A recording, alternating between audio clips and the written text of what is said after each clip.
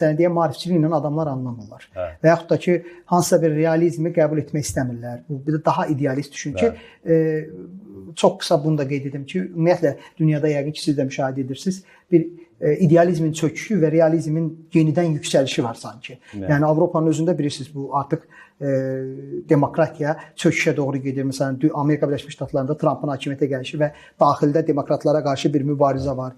Şərqdə ümumiyyətlə demokratik respublika göstərmək çox çətindir. Yəni indi baxırdınız hansı demokratiya, təmsilçi demokratiya var, birbaşa var. Bu çox fərqli mövzulardır. Amma hər halda biz Azərbaycandan danışırıqsa, bunu qəbul etməyən və emosiyalarla, qulaqdan dolma məlumatlarla gedən, belə deyək də, dəyərləndirən kütlə var. Bu kütləyə qarşı praktiki hansı başqa addımlar atmaq olar? Bu kütləyə qarşı əslində bir mübarizə aparmaq deyilən bir iş mənasız bir işdir. Çünki hər yanda kütlə, hər yanda xalqın 5, 6, 10% bir potensialı olur ki, düşüncə daşıyıcısı olan potensialı olur ki, bu cəmiyyəti harasa aparır. Yəni bir vaqonları aparan, elit azlıq da belə. Vaqonları aparan lokomotivdir. Lokomotivin üzərində düşünməli. Bizim lokomotivimiz yoxdur. Bizim vaqon nə qədər desən vaqonumuz var. Təəssüf ki, çox təəssüf. Və vaqon da doludur. Hər vaqonda demək SV-də biri, kupedə biri, deyək ki, plaskartda biri, nə bilim o ümumi demək vaqonda biri, hər kəs doludur. Hər kəs öz yerini tapıbdır. Amma lokomotiv problemi var. Lokomotiv zəifdir. Lokomotivin at gücü zəifdir.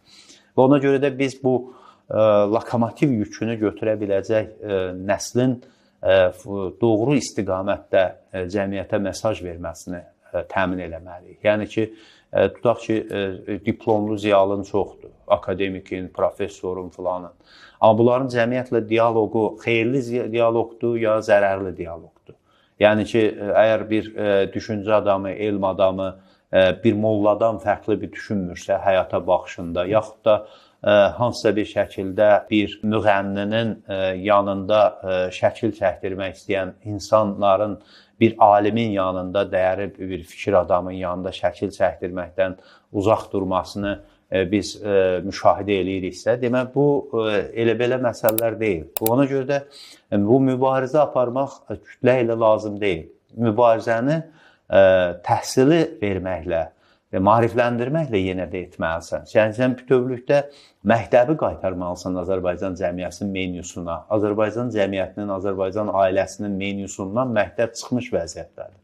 Məktəb sadəcə uşaqların ali məktəbə girməsində bal toplamaqdan ibarət bir əyləncədən ibarətdir. Simvolik bir prosesdir. Bu əyləncəni biz dəyişməliyik. Axı bu təkcə ali məktəbə girmək deyə bir hədəf yoxdur. Bu həm də elm sahibi olmaq məqsədi ilə ali məktəbə girmək deyil, diplom daşımaq, sabahları bir yerə işə düzəlmək, sabah bir yerə gedəndə, ailə quranda cehiz vermək üçün, kiməsə nişana gedəndə, elçiliyə gedəndə diplom tələb eləyəndə diplomum var demək üçündür bu diplom. Amma gerçək bir elm üçün, elm dalınca gedən insanların yarışı olsa buna sevinərsən. Bu da var, amma çox az, cüzi bir miqdardadır. Ona görə də biz bu problemlər üzərində düşünməliyik. Çünki kütlə həmişə eyni düşüncənin daşıyıcısıdır, eyni öz yerini tutubdur. Amma onu dəyişə biləcək qüvvələrin qıtlığı Azərbaycanda problemdir. Ona görə də biz hansı elitada da ola bilərsən, yenə kütləsən. Ən yüksək vəzifədə də ola bilərsən, təfəkkür eləsən, aşağıdakından düşünmürsənsə eynidir. Yəni, hər bir cəmiyyətdə, Mirzə Cəlil də var, Məmməd Həsən əmi də var.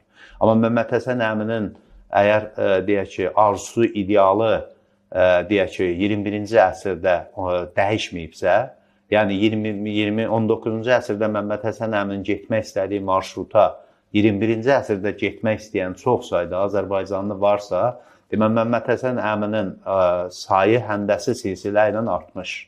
Artıq Mirzə Cəlilin sayı isə azalmış. Və belə bir vəziyyətdə biz bu cəmiyyəti artıq onun çoxluğu içində boğulan, ölən, əzilən yenə Zərdabilər, Sabirlər, Axundovları görəcəyik. Və biz bu mühiti dəyişməliyik. Çox üzr istəyirəm, hansı ki heç tanınmayacaq da. Bəli, bu mühiti dəyişməyin savaşını verməliyik.